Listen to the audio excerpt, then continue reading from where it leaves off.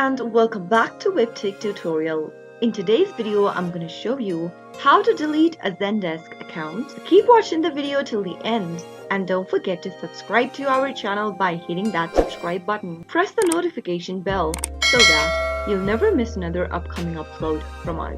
If you want to delete your ZenDesk account, then the process is quite easy. Open up a web browser first and also make sure that you are logged into your ZenDesk account. Once you're inside the main home page, from the main home page of ZenDesk, go and click on the product icon at the top right. Now, click on Admin Center. Click on the account drop-down from the left-hand side menu. Under Billing, click Subscription. Your current plan. All of the products you've subscribed till date will be displayed on the screen. To remove a subscription, you can click on the Remove button. Or, after you are done and you'd like to continue with the account deletion process, click on Cancel Account button at the bottom of the screen. That way, you'll be able to delete your ZenDesk account quick and easy. I hope the tutorial was helpful to you. If it was, go ahead and give us a thumbs up. I'll be back soon with more videos like this. Thank you for watching.